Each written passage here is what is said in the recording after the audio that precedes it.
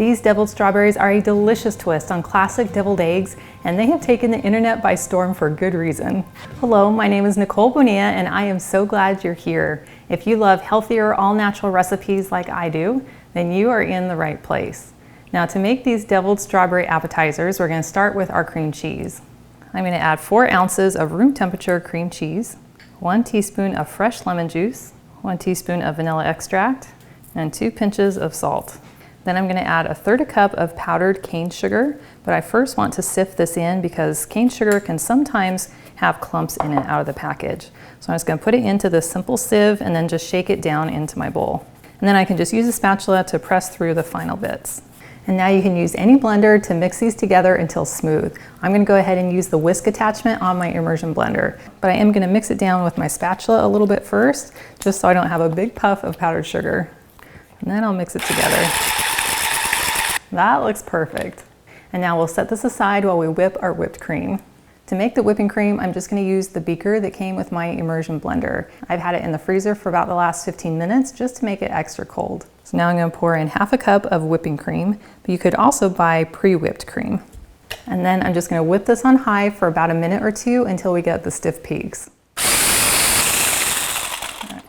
Well, that looks perfect. Now we can simply spoon the whipped cream into our bowl with our cream cheese mixture.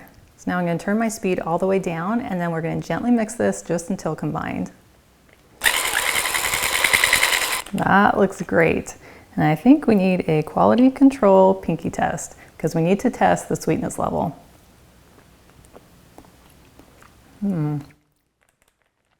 That is perfect for me, but you could add a little bit more powdered sugar if you'd like it to be a little on the sweeter side.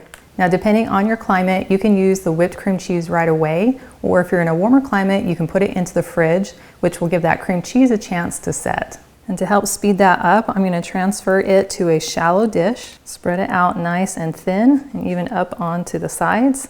And then I'll cover this with an airtight lid and then put it into my fridge for about an hour or 2, or until the cream cheese has set. When it comes to strawberries, you'll want about a dozen, which is about 1 pound of strawberries. I like to find some that are a little bit larger and uniform in size. And then you can decide if you want to leave the stem on or you can cut it off. And then cut it in half across the width. And then you can take a small spoon or measuring spoon or a melon baller, and then we're just going to simply come in and cut out the center of the strawberry. And we don't want to go too deep so that we leave plenty underneath. I'm going to keep these centers and snack on them later. Now, because strawberries have a little bit higher water content, I do like to dab out some of that extra moisture. So I just take a paper towel and turn the strawberries upside down and then give them a little press to get out the excess moisture. One of the things that makes these deviled strawberries so much fun is that you can customize them exactly the way that you like them.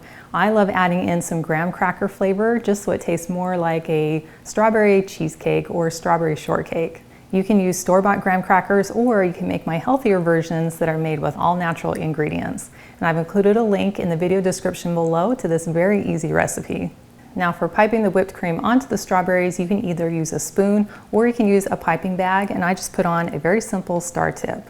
And to add a little crunch, I love using toasted almonds. So I'm just going to bring my frying pan to a medium-high heat and then drop in about a teaspoon of butter. And I'll just stir that around until it melts. And then we'll just dump in 1/2 cup of sliced almonds and a few pinches of salt. And then we'll stir this around until all the almonds are coated in the butter. So it's been about a minute, and I can tell that the ones on the bottom are starting to turn a slightly golden brown. So I'm going to go ahead and give these a stir. And then I'll keep stirring them for about another minute, just making sure that they don't over toast or become burnt.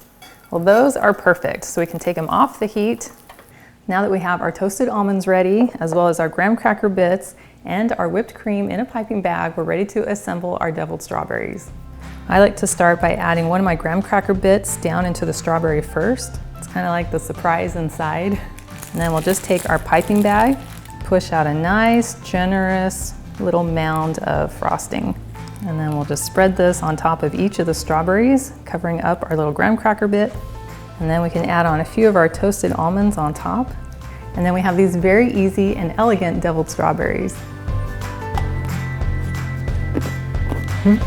Crunchy.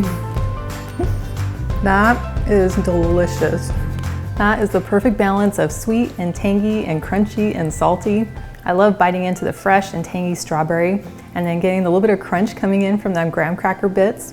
And then you get that smooth whipped cream cheese that brings in just the right amount of sweetness. And then I love getting the crunch of the almonds with a little bit of butter and salt on them. Overall, that is an incredible bite that I would feel proud to serve at any social gathering. And I love that it's made with clean, natural ingredients, which means I'm gonna feel just as good even after I eat it. Well, thank you so much for hanging out with me today in my kitchen. And I've included a link to the full recipe in the video description below, which takes you to my website, gentletummy.com. And I also invite you to like and subscribe to my channel. And if you know someone else who you think would love this recipe, please share this video with them. And I cannot wait to have you hang out with me again in my kitchen.